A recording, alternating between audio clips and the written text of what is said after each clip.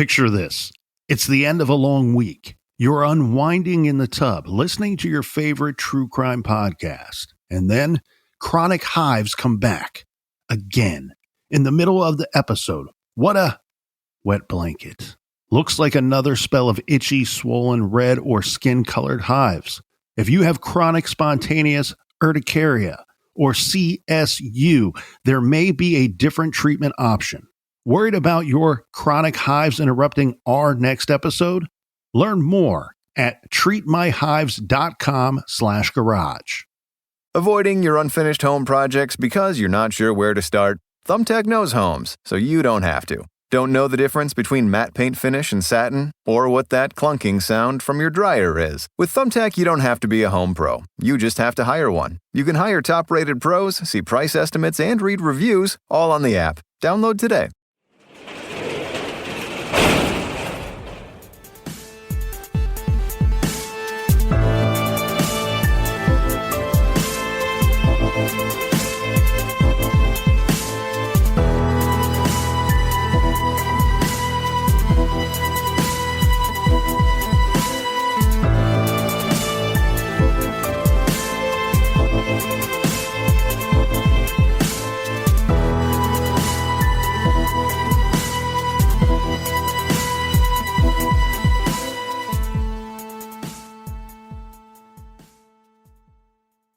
Welcome to True Crime Garage. Wherever you are, whatever you are doing, thanks for listening. I'm your host, Nick, and with me as always, from behind the glass, he's a modern-day warrior with a mean stride.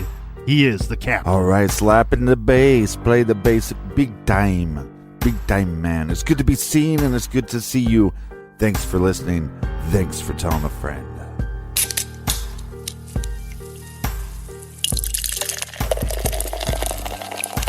Today we are drinking Hazy Jane by, well, I was going to say our friends, but the truth of the matter is we are in love with them. Hazy Jane is by the king of craft beers, and that, of course, is Brewdog in Scotland, and, of course, from right here in Ohio as well. Garage grade 4 out of 5 bottle caps. Hazy Jane is a juicy Vermont-style IPA that features pineapple, stone fruit, mango, and hints of lime peel, and just like the both of us here in the garage, it's full-bodied, baby. And today's beer was brought to us and to you by these great garage guys and gals right here. First up, super cheers to our boy Doc Holliday. That's right, the outlaw Doc Holliday up in Powell, Ohio. And a big shout out to Mindy in Green Bay, Wisconsin. And here's some more of our friends. We have Kirsten and her good friend Taylor D in St. John, Canada. And a big we like your jib to Ferguson in Toronto. Let's give a cheers to Brian in Bloomington, Illinois. And last but certainly not least, we have armchair detective Kathy all the way over in Melbourne, Australia. Everybody we just mentioned went to our website, truecrimegarage.com, and they contributed to this week's beer fund. And for that, we thank you, and you are super, super awesome. Well, it's pronounced Melbourne. The Bourne is silent. As you're over at truecrimegarage.com, make sure you check out the store page. Make sure you check out the blog. And that is enough of the business. All right, everybody, gather around, grab a chair, grab a beer. Let's talk some true crime.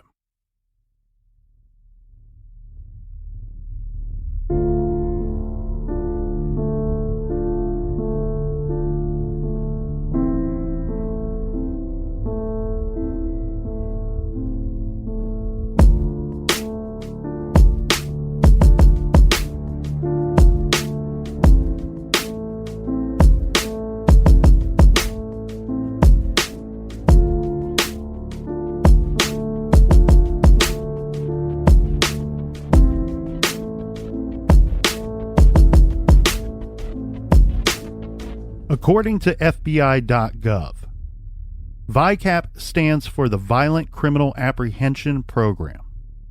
This database maintains the largest investigative repository of major violent crime cases in the U.S.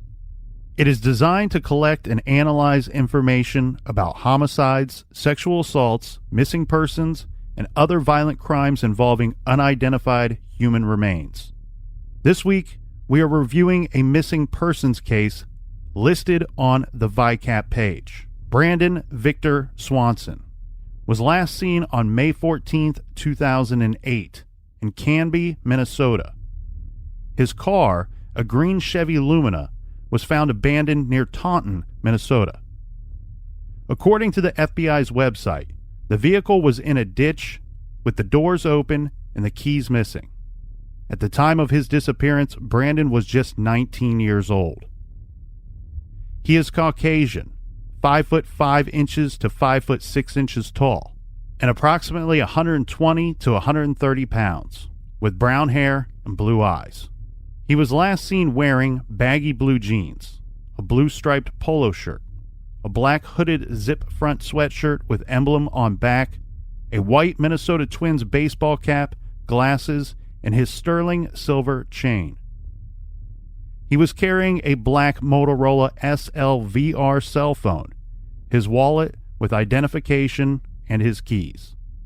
If you have any information regarding Brandon Swanson's whereabouts or the circumstances of his disappearance, please call the Minnesota Bureau of Criminal Apprehension at 651-793-7000 or call the Lincoln County Sheriff's Office at 507-694-1664.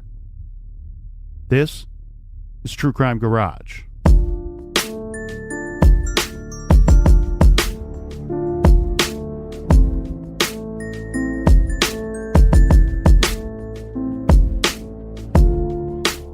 May 13th, 2008, Brandon Victor Swanson, age 19. He just finished his last class of his one-year program of study at Minnesota West Community and Technical College in Canby, Minnesota. Brandon was studying wind energy, and he was already enrolled in a second technical school in Iowa. This was going to start in August of 2008. After that, he planned to transfer to a 4-year college to get his degree in science. So after a year of hard work, it's mid-May, school's out for the summer, it's time to go out, meet up with some friends, and have a lot of fun. And that's just what the plan was for Brandon on the night of May 13th. Now, before we get into the details of that night, let's review a little background information about Brandon. Brandon was born January 30th, 1989. He lived with his parents, Brian and Annette, and his younger sister. They lived in Marshall, Minnesota, a town in Lynd County. The population at the time was about 13,500. Brandon was close with his family. They describe him as a sweet, good kid who loved reading and debating. He was very intelligent, and he liked to read and ponder complicated topics like string theory. Brandon worked at a local grocery store for 4 years, the last 2 years working in the bakery. So not just a smart kid, but seems like quite a reliable young man as well. Yeah, and Brandon was similar to you because he's dedicated to the environment. Particularly renewable resources. Mm-hmm. And he loved politics, history, and music. He also loved the Minnesota Twins. Brandon was not a big dude. He was just about 5'5", 5 foot 6 inches tall, and only about 125 pounds. And one thing that may be quite important as we move through this, Brandon wore glasses, and he was legally blind in his left eye. On the night he went out and didn't come home, he was wearing baggy blue jeans, a blue striped polo sweatshirt over a white t-shirt, a black zip front jacket, a white Minnesota Twins baseball hat. He tended to wear this hat sideways, and he wore his white sneakers as well. Now, I point that out again, Captain, because even though it's going to get quite chilly that night, he was wearing fairly warm clothing. Right. He had a 1-stud earring in each ear and his wire-rimmed glasses on. Now, with him, he had his black Motorola SLVR cell phone. As always, he drove his green Chevy Lumina that evening. He left his parents' place around 6 p.m. Brandon went to a graduation party in Lynd. Lynd is a small town near Marshall, so not far from where Brandon lives. In fact, Lynd is just about an 11-minute drive southwest down Route 23 from Marshall. This graduation party was really just a small gathering of only 5 or so people. Right. These are all people that Brandon was friends with from school. And to be clear, it sounds to me like these were all high school buddies. Remember, Brandon's only 19, so just having graduated from Marshall High School just the year earlier. At the small party, Brandon was drinking. This is not in question. What is the question is how much, as the general report from all leaves us with this broad statement that he was said to have consumed an unknown amount of alcohol, but he was not overly intoxicated according to the people who were at this party. Well, think about how many parties you've been to. If I ask you how many beers your buddy was on, would you know how many beers he drank? No, only if I had like some extreme indicator, right? Like if somebody shows up with a 6-pack and then there's none of that beer left, Right. then you're like, well, he probably had 6. When you're hanging out and you're catching up with your buddies, there's a lot of talking going on. There's multiple people there. You're not really counting anybody's drinks, one. And then on top of that, too, everybody knows this. You're not really checking the time either. So there's a lot that you're not really keeping up on because of the conversations and stuff like that. However, if these people knew him for a fair amount of time, I think that they would reasonably be able to judge if he was drunk or not. Right. Right? Now, of course, there's varying degrees of being buzzed. But Brandon left this gathering alone around 10:30 or 11 p.m. From there, he drove to another friend's party. This was like a house party. This for the purpose of saying goodbye to one of his former classmates.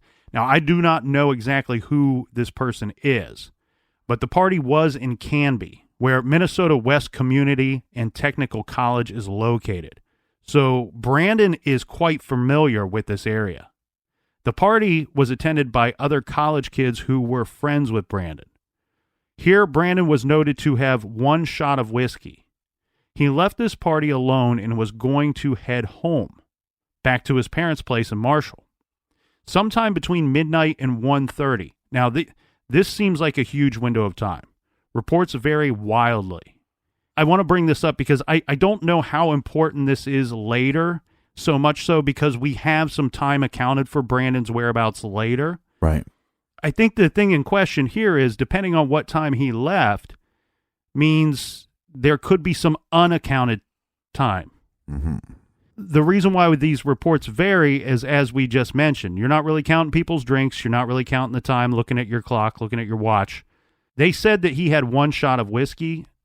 I don't know if he consumed any other alcohol at the time, but that is what the general report is. See, I don't remember what they said about the first party, if he was just drinking beer or if possibly he was drinking a mixed drink, because I did hear on several accounts that he was drinking like a rum and Coke or, whiskey and Coke. So you just go, was he doing that at the first party or the second party? Mm-hmm. Sounds more likely that he would do it at the second party if they said, well, we know he had a shot of whiskey. And me and some others, we found reports that state that he left as early as midnight, and some reports that left as late as 1:30 in the morning. Yeah. Again, normally we would take umbrage with that statement. It wouldn't fly here in the garage, but this time we're going to let it fly because we have a lot to get to, and because of the details that we have not got to yet, it will be clear that the exact time that Brandon left the party, while in dispute, may not be so important. All right, let's get into the geography of this whole situation. This is super important to this case. The last party Brandon attends the night in question is in Canby. This is about 30 miles from his hometown of Marshall. It's a 30 to 35-minute drive that is a straight diagonal shot along a 2-lane road, which is Route 68. Route 68 is a highway that runs between Canby and Marshall. In Canby, you hop on Route 68, heading southeast, and you will go straight to Marshall.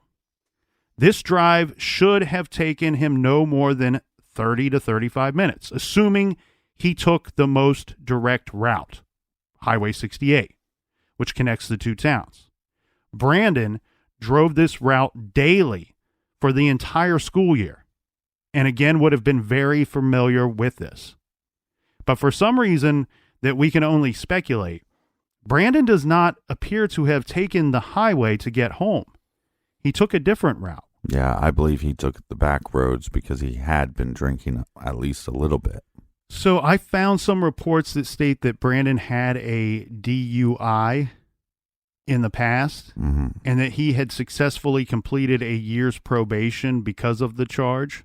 So what we do know is Brandon was under the legal drinking age on this night. He's only 19 years old. Right. And we do know, again, it's not in question if he had been drinking or not. The question was, how much had he been drinking? Right. Regardless of how much, all reports say that he did consume some alcohol that night. So if he were concerned about maybe a DUI checkpoint on something like Highway 68 or getting on or off of Highway 68. Well, again, take Highway 68. We have different roads, different highways, different interstates that you don't want to travel on because they're notorious for just pulling people over in general. Right. So maybe that's the case here. Yeah, he wants to fly under the radar, so to speak.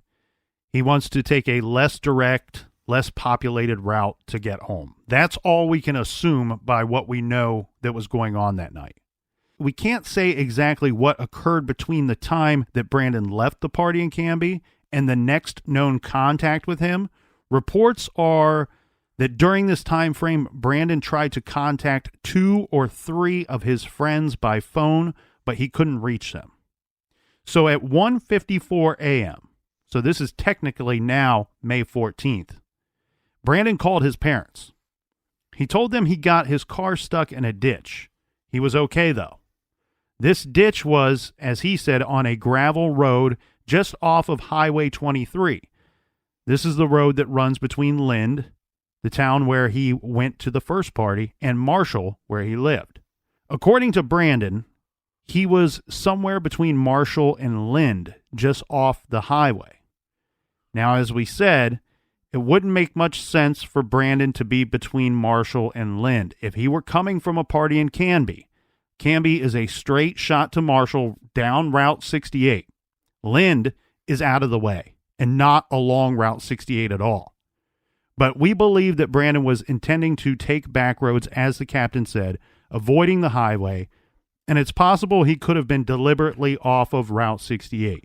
Now, you said that he tried to call some of his friends. Do we know the sex of those friends? Were they just all male friends? Do we have any contact of female friends? No, and here's my actual belief here. Mm-hmm. As far as gender goes, I believe that it's possible that those phone calls were not made while he was traveling or before he chose his destination as home. Part of me wonders if he got his vehicle stuck in that ditch. Right. Tried to call friends before calling mom and dad and admitting, hey, I got the car stuck. You've been drinking a little bit, so there's that fear that they come to help you and at least smell something on your breath. And then after having the DUI, then the repercussions of that. Right. And yeah, it could just be a whole bad situation for him if he's able to get a hold of somebody else instead. He's an adult. Maybe he could find somebody to pick him up at least. Well, the location just seems funny to me. That's why I wondered if there was any contact that he had with a female that he was going to like meet up after the party. Yeah, I don't know what the nature of that call, the intent of those calls were. Right. Because he never connected with them. But I agree with you. It's kind of fair to say chances are he got stuck in this ditch, called his friends for help before he called his parents. Especially, and I don't want to hang on this too long, Captain, but keep in mind where he says that he is with the car stuck in the ditch. He says he's near the town of Lynd. Well, he was at a party just earlier that night with high school buddies. So maybe he thought it'd be very easy, very convenient for somebody near him to come and offer some type of assistance. Right. The major problem here is it's not where he was. Wherever he believed that he was is not really even close to his actual location. Right, and this is where it gets confusing for me in this case, because the claim is that Brandon knew his whereabouts and knew these roads well. Yeah. Yes, he did. He may have had some things working against him, though.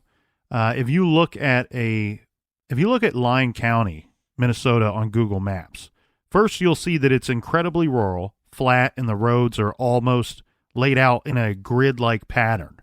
So basically the farmland is broken up into squares by country roads, named things like 150th Avenue, 300th Street, for example.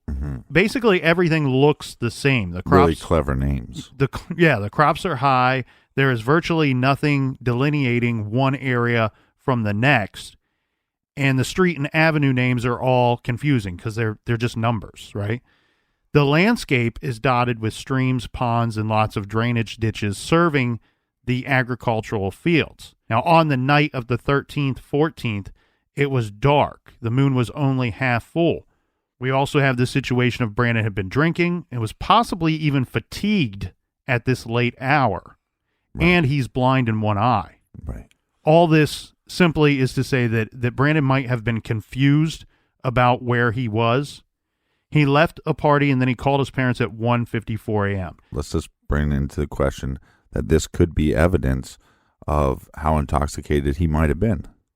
Well, and the thing, too, is having called his parents at 1:54 a.m. in the interim, even though we don't know what time he left, we know that Brandon had not actually traveled nearly as far as he thought, or at least he didn't end up as far along in his journey as he thought. So after this initial phone call at 1:54 a.m., both his parents, Brian and Annette, they got in their pickup truck and they set out to find him. Brandon said he's going to wait in his car. He's talking to them on the phone periodically to give them directions to where he believes he is. He told them he was on the left side of the road just off of Highway 23. His father, Brian, told CNN that Brandon, quote, was absolutely positive he knew where he was, end quote. It was only about 10 minutes from the Swanson home. His parents drove to this area that he was describing, but they couldn't see him or his car. After several interim phone calls in which everyone was getting frustrated, and Brandon even hung up on them at some point, his mother called him back. This is at 2:17 a.m., saying that they were sorry, but they just couldn't find him. They couldn't see him. Could be wrong about this, but I heard at one point that they were flashing their lights at him. Yes, this takes place from this phone call at 2:17. Okay. So when they couldn't find each other, his mother came up with the idea of, let's flash our headlights. You know, this is a flat area, and there's not a lot of lights out there. So this might be something that your eye will pick up on fairly quickly if it's taking place in this general area, right? Right. So Brandon's parents, they're flashing their headlights over and over again, turning them on and off, on and off. Brandon's mother says that not only does he say that he's doing the same thing, but she says that she could hear the actual the switch being flipped on and flipped off through the phone. Because you know how some of them will make a little click noise. Yeah. The problem with this is a great idea, but he's in his car on the phone, flipping the lights and saying, "Don't you see me?" And they couldn't see him. Well, again, how far away is he from where he's claiming he is?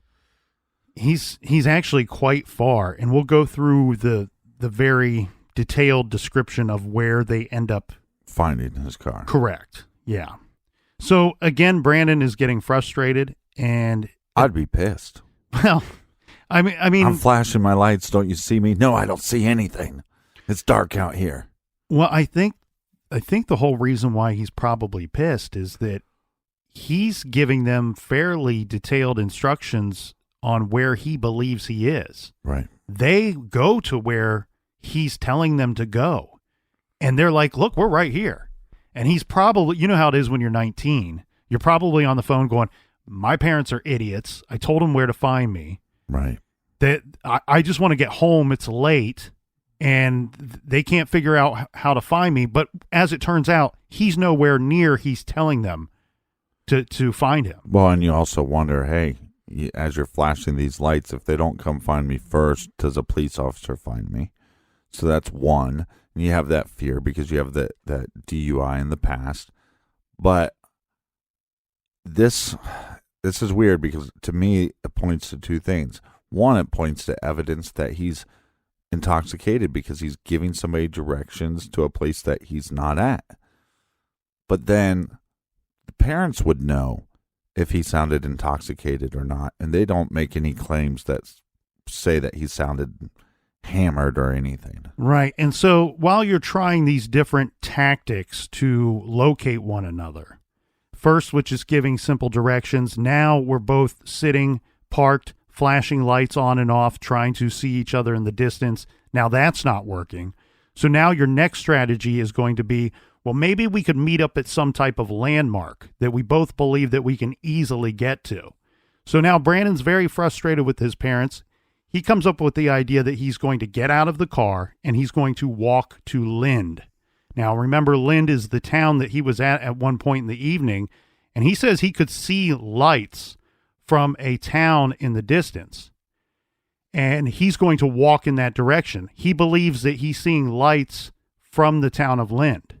He says, hey, let's go and let's meet in a parking lot of the Lyndwood Tavern. This is a bar in Lynd.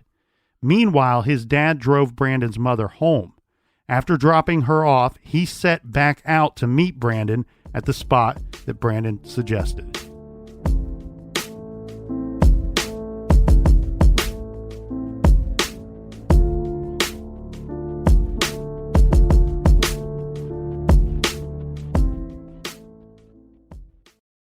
This show is sponsored by BetterHelp. Everyone is still just figuring it out. Whether you're single, dating, or in a relationship, we're all still trying to figure it out. February is the month of hearts, roses, and chocolates. No matter where you are on your romance journey, single, dating, or just focusing on you, therapy can be a helpful way to sort through it all. Signing up for therapy with BetterHelp can help you find your way by understanding what you want from a relationship and taking some of the pressure off yourself. BetterHelp is the world's largest online therapy platform and handles the initial therapist matching work for you. Just take a short questionnaire to share your needs and preferences, and thanks to BetterHelp's industry-leading match fulfillment rate, they usually get your match right the first time. You can also feel confident knowing BetterHelp therapists work according to strict code of conduct and are fully licensed in the U.S. Everyone is still finding their way. Find yours and feel lighter. Sign up and get 10% off at betterhelp.com/garage. That's betterhelp.com/garage. Treat yourself by checking out betterhelp.com/garage today. With shorter days and packed schedules, it's easy for kids to lose focus. IXL gives them a simple, stress-free way to keep skills sharp and stay engaged without adding pressure. IXL is an award-winning online learning platform that helps kids truly understand what they're learning. Whether they're building math confidence, strengthening reading and writing skills, or reviewing science concepts. It covers math, language arts, science, and social studies from pre-K through 12th grade with personalized, interactive content that adapts to each child's level and pace. IXL is used in 96 of the top 100 school districts in the U.S. It's an easy way to support learning as the school year moves into its most important stretch. Make an impact on your child's learning. Get IXL now. And True Crime Garage listeners can get an exclusive 20% off IXL membership when they sign up today at IXL.com/garage. Visit IXL.com/garage to get the most effective learning program out there at the best price. A well-built wardrobe is about pieces that work together and hold up over time. That's what Quince does best. Premium materials, thoughtful design, and everyday staples that feel easy to wear and easy to rely on, even as the weather shifts. Quince has the everyday essentials with quality that lasts. Organic cotton sweaters, polos for every occasion, lighter jackets that keep you warm in the changing seasons. The list goes on. Quince works directly with top factories and cuts out the middlemen, so you're not paying for brand markup, just quality clothing. I've told you before, one of my favorite and best purchases I made late last year was Quince's men's Cotton Peak knit overshirt. It comes in 3 colors, and I love it so much that I got 2 of them. And I always pick up tees and some socks while shopping Quince. And Quince.com is not just great clothing. Shop for furniture, jewelry, travel, men's, women's, baby, and kids. Get a Valentine's gift for her. Get a Valentine's gift for him. I love Quince.com. Refresh your wardrobe with Quince. Go to quince.com/garage for free shipping on your order and 365-day returns. Now available in Canada too. That's QUINCE.com/garage. Free shipping and 365-day returns. Quince.com/garage. Stop paying too much for wireless just because that's how it's always been. Mint Mobile exists purely to fix that. Same coverage, same speed, just without the inflated price tag. The premium wireless you expect, unlimited talk, text, and data, but at a fraction of what others charge. And this is why I love Mint Mobile. It's the same wireless that I always got. Unlimited talk, text, and data. But guess what? At a fraction of the price. I'm saving roughly around $100 per month. That's crazy. That's $1,200 a year. With Mint Mobile, I'm getting great coverage at a fraction of the price. I couldn't be happier. Ready to stop paying more than you have to? New customers can make the switch today. And for a limited time, get unlimited premium wireless for just $15 per month. Switch now at mintmobile.com/TCG. That's mintmobile.com/TCG. Upfront payment of $45 for 3 months, $90 for 6 months, and $180 for 12-month plan required. $15 per month equivalent. Taxes and fees extra. Initial plan term only. Over 50 gigabytes. May slow when the network is busy. Capable device required. Ability, speed, and coverage varies. Additional terms apply. See mintmobile.com. Switch now at mintmobile.com/TCG.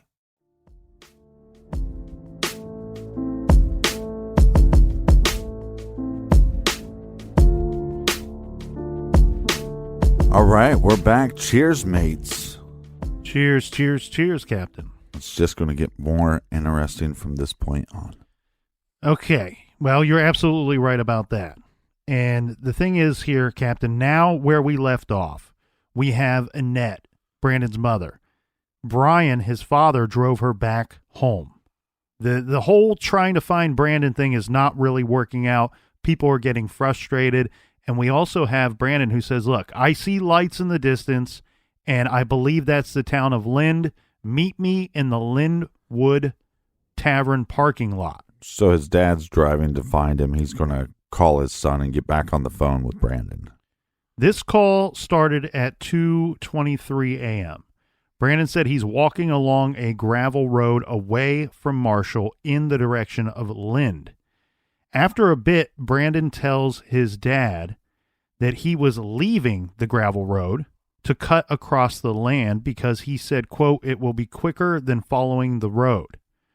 Brandon then told his dad that he had encountered 2 fence lines and he could hear running water nearby. Shortly after that, Brandon said, quote, oh shit. And Brandon's dad says he heard a sound like something slipping. Then at 3:10 a.m., the line went dead on Brandon's end. Brandon's dad attempted to call his son back repeatedly, calling 5 or 6 times. But while the phone rang before going to voicemail, no one ever picked up. Yeah, now this is another little sticky situation. Normally we have situations where you call a phone, it rings, and that means that there's still battery life left on the phone. It doesn't go straight to voicemail. So that's something that you might want to assume here. But with this model of phone, with this early technology, it varies. So it's not as simple as, well, it was ringing, so we believe his phone was still working. Mm-hmm. It could have been dead at this point or submerged in water or whatever. Yeah, and I think that's a general misconception regarding these phones, is that if it is ringing, that it means that the phone is still live, still active, and then going to voicemail. and that once the phone goes to voicemail, immediately that the phone is dead. That may be the situation for certain phones, for certain models. Right. But or maybe even a higher percentage of phones do that.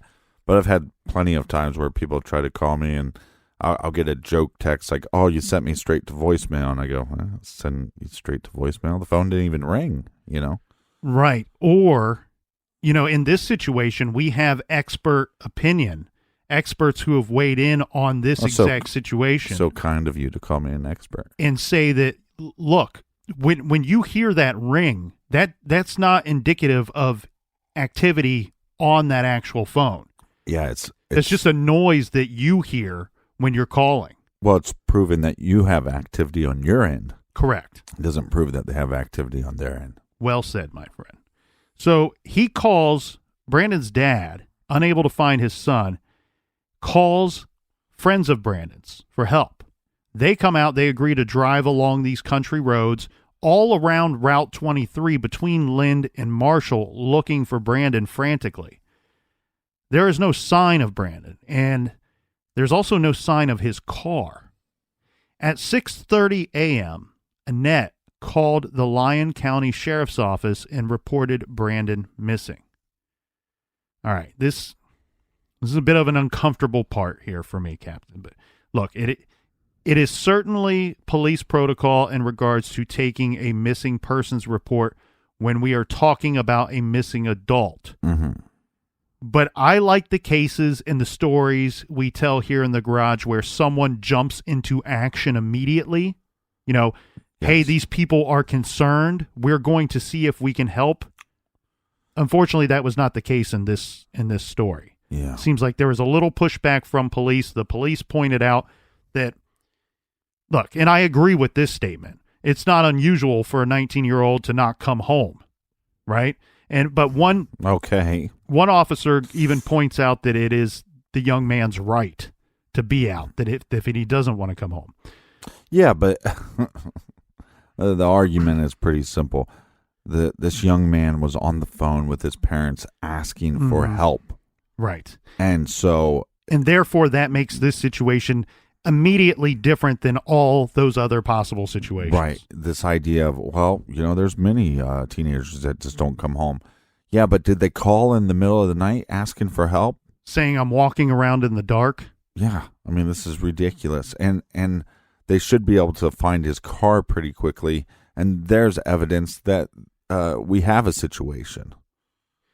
See, this is, it's just unfortunate. That's pathetic, really. It's unfortunate for a number of reasons, but here's at the very least, play along, play the game, right? You could send an officer out in a car to just do a little driving around, and you chalk it up to patrolling the area anyway, which serve and protect, which you're supposed to be doing anyway. Why not just send a car to this general area where this concerned mother and father are saying their young man, son, 19 years old, is wandering around in the dark? Well, it's absolutely pathetic because, like I said, you serve and protect, and these are taxpayers. These are good people in your community, and they're just asking you to look into their missing son. And like you said, just send out a cruiser.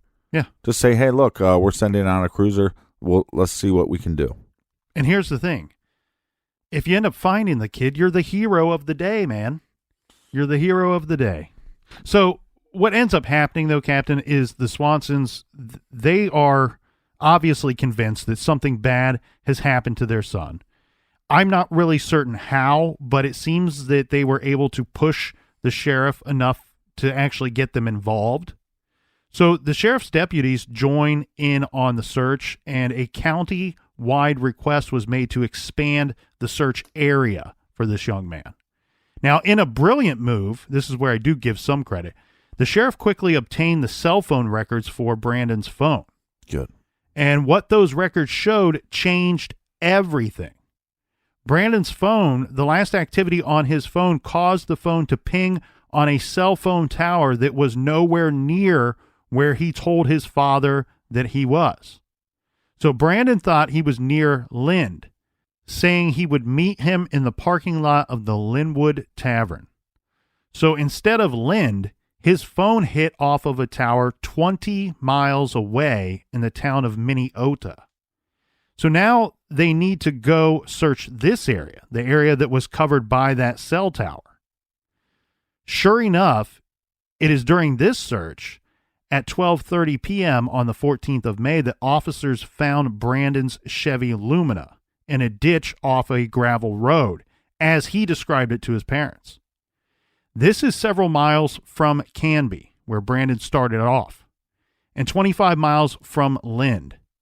The car was in a ditch alongside a minimum maintenance road off of Lyon-Lincoln County Road, which runs north to south and separates the two counties just west of Taunton and east of Porter.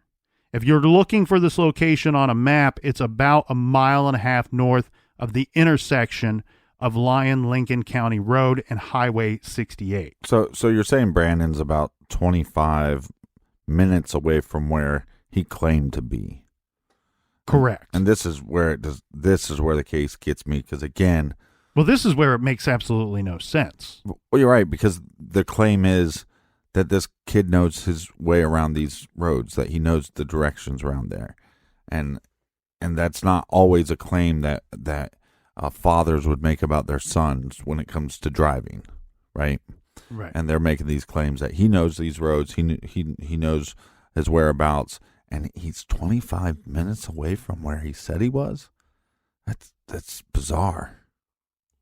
So there's so many things bizarre about where he ended up. I mean, I was sitting there the other night, and I thought that to put together the description of where everything is and where he ends up, where he thinks he is.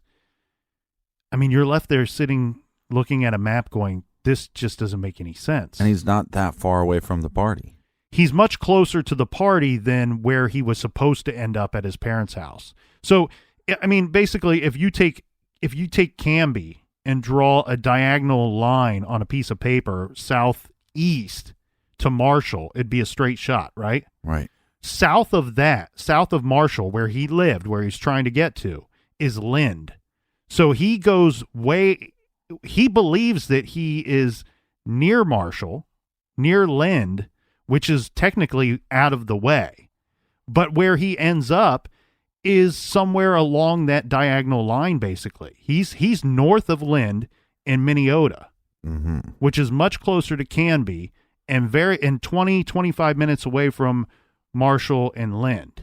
Well, it seems like, somehow he gets confused and gets on a road that he thinks is familiar, but is not correct. Well, and that's where I think the trouble lies with this case is I think you could be pretty sober and get turned around even if you do know the area fairly well, because again, everything kind of looks the same. The roads are all just basically numbers. When I also question, are any of these phone calls that he's making to his friends, look, we can assume that he's not calling anybody until the car he veers off and goes in the ditch, right? Mm-hmm. But I'm telling you, it was a bad habit. I would get on the road when I'm playing gigs, and every time I was on the damn phone, I'd miss an exit. And it was always an exit that I knew from, I was familiar with.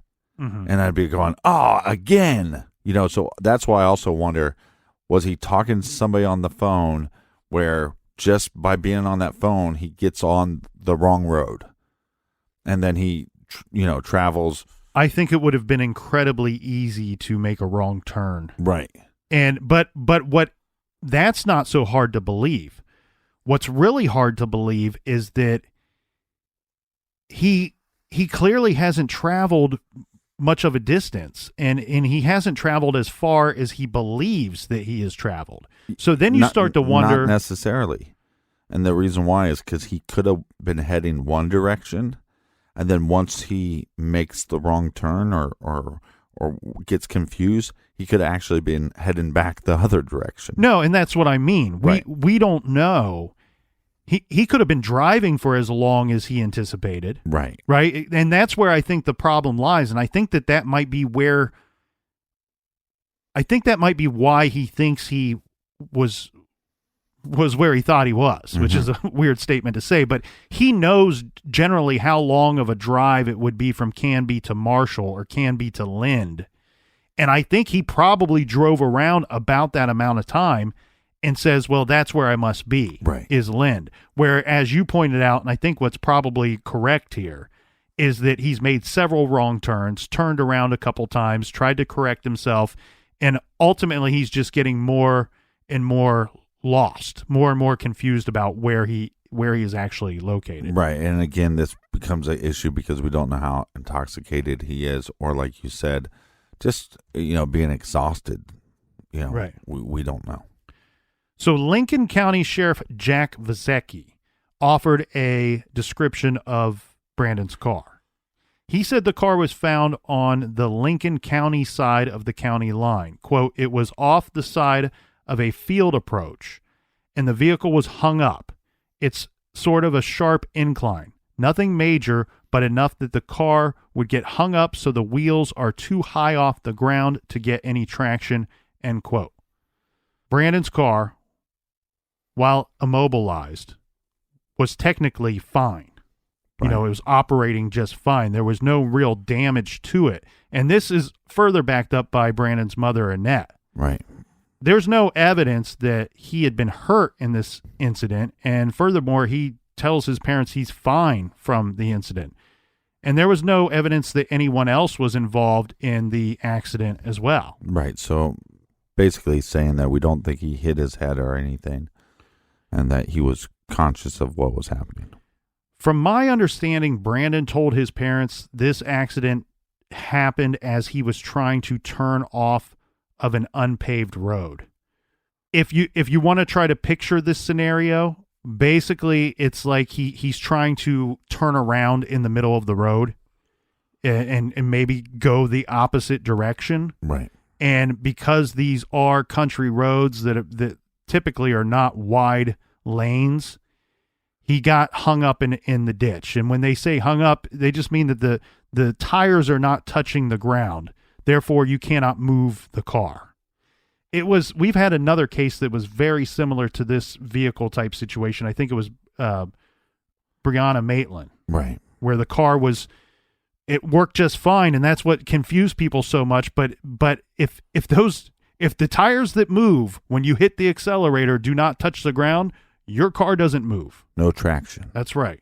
Furthermore, many reports say that nothing else unusual was found at the actual site. However, one very important source that we will get into later, and we've already touched upon, says the car doors were found open.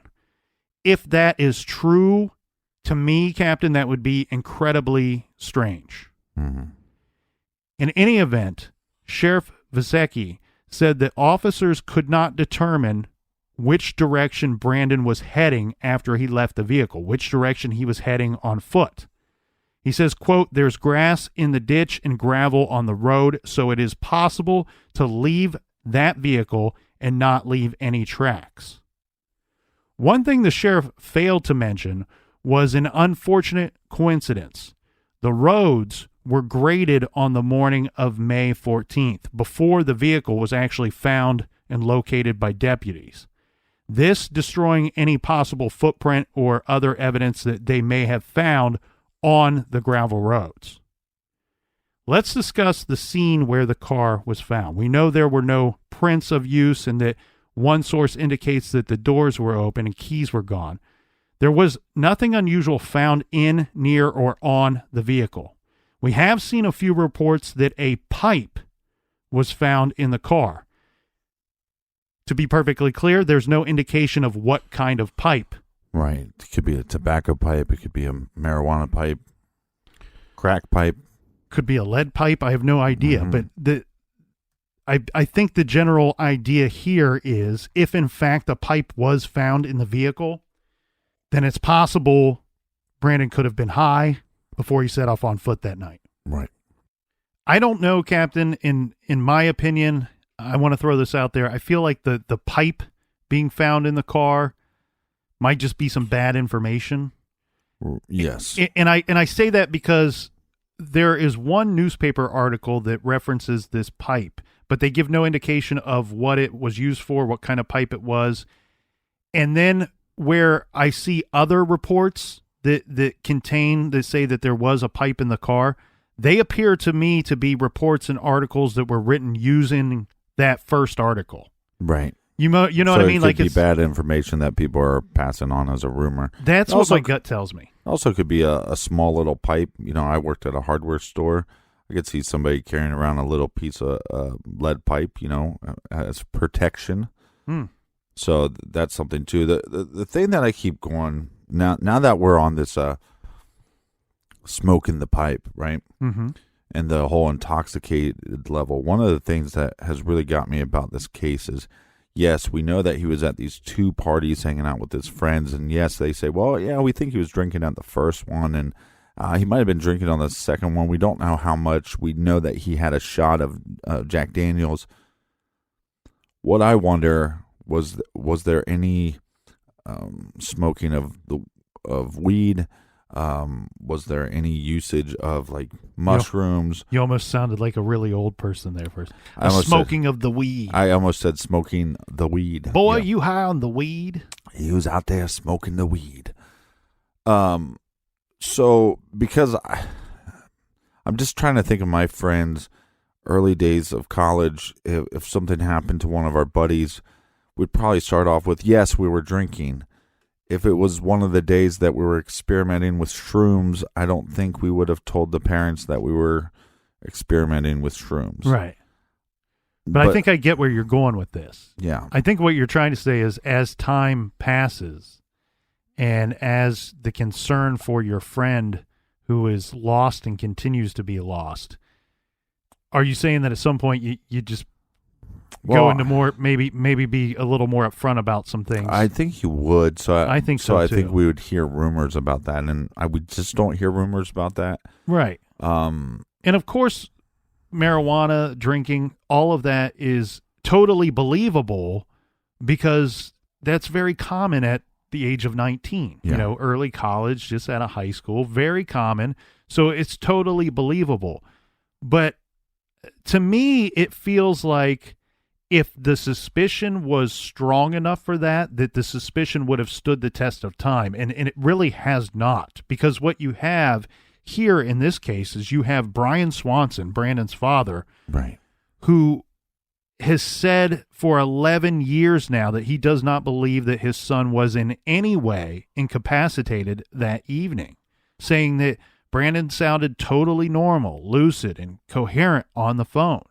Right, but there's just so much evidence against that. I mean, one, he has to call for help because of his car, like you said, turning around on a country road.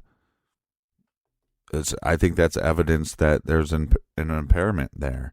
The fact that, if it's true that they found 2 doors open, that doesn't make a lot of sense. To me, that shows a sign of impairment. The fact that he doesn't know where he's at, sign of impairment. The fact that then he claims where he's going to start walking towards, again, another sign of impairment. So, I'm glad that I'm not saying that his father's a liar. I'm just saying that there's a lot of evidence against the fact that that he was completely coherent. Well, I mean, he wouldn't be a liar if he believed what he's saying, and meaning, Brian Swanson does not believe that his son could. Basically, he's saying, look, I was on the phone with him for 47 minutes. It wasn't a 2-minute phone call. It wasn't a 5-minute phone call. Right. He's saying, I don't think my son could fake it through a very lengthy phone call. No, I agree with that. And Brandon's friends have not said that he was drunk or high, although if they were, like you said, underage or they were doing illegal activities, they might not admit to this, especially right away. We know that there was quite of a bit of time unaccounted for. It seems to be that way, depending on which timeline you follow for that evening. Right. But one thing that I find that's super interesting is the police investigators have also said repeatedly that they do not believe Brandon was impaired that evening. Now, of course, it's totally unclear on how they would know this or how they were able to come to this conclusion. Right, and the impairment doesn't have to be drugs. It could, again, be exhaustion, exhaustion. Right, and the police coming to this conclusion may just be because all of his friends and his dad says that he wasn't, intoxicated. Basically, and all reports are telling us he was sober, kind of thing. Yeah. But what does seem clear to me, more so than if he was impaired or intoxicated in any way, it's 100% that Brandon was very, very confused about where he was that evening. Well, the other evidence that he possibly was impaired is that he's taking these back roads. And instead of taking the more traveled, well-lit roads, you're taking back roads. That's another sign to me. Mm-hmm. And I'm not saying that he's like drunk to the point where he can't walk. I'm just saying that maybe he's, buzzed enough where, can't get his car unstuck, leaves the door open, doesn't know exactly where he's at, has to take the back roads. Right. But I think a big problem with this case is, and there's some debate, and I don't know, having, I don't live in this area or never visited this area. There is some debate online about how well the roads he would have been traveling were actually marked, if they were even marked at the time in 2008. Yeah. Again, if the farms look the same, the farmland looks the same, the streets and roads look the same, I don't know that we gain much value out of debating if he was impaired or not. But I can see a situation where somebody would be maybe even sober as a judge and perfectly fine and still get turned around in this situation. Yeah.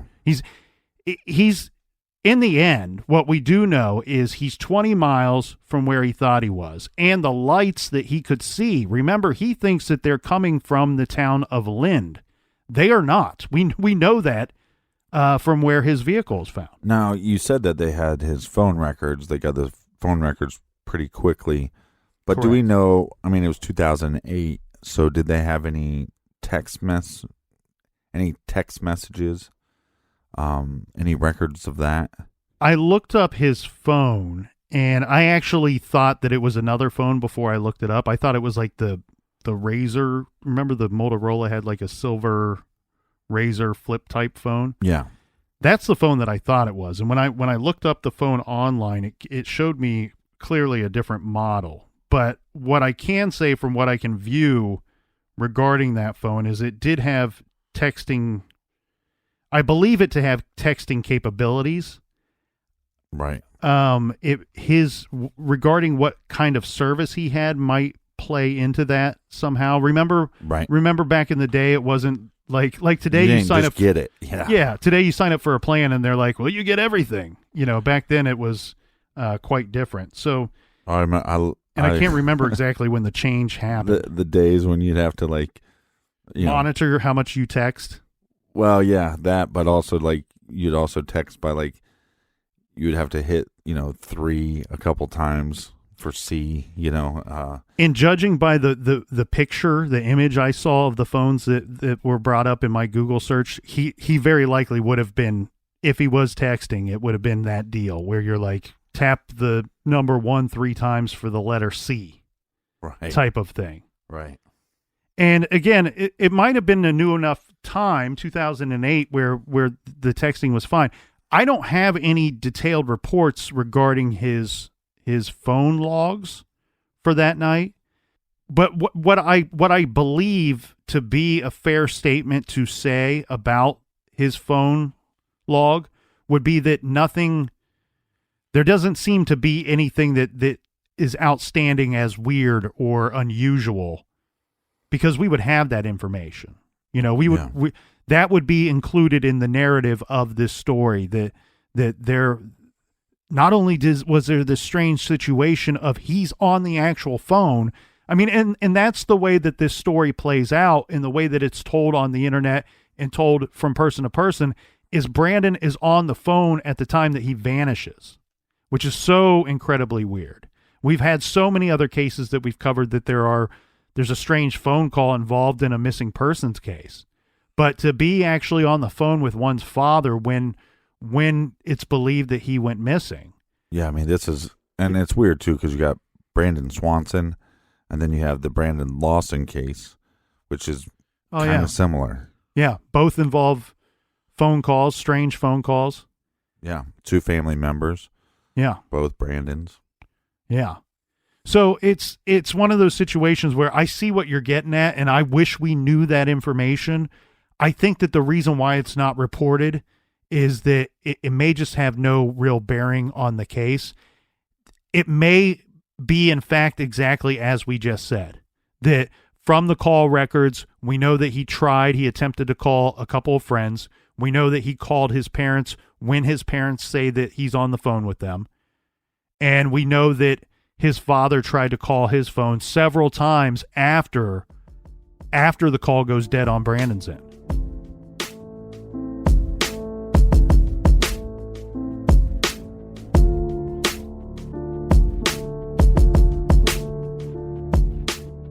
There's so much more to get to in this incredibly fascinating case of missing person Brandon Swanson. Still left, Captain, we have the search for Brandon. We have the theories about what could have happened to him, plus our thoughts and the conclusion. Only one episode this week due to the holiday. If you need more Garage, download the Stitcher app and check out all of our old shows. And also, we have a weekly bonus show on Stitcher Premium called Off the Record. There's now over 70 episodes available, so check that out.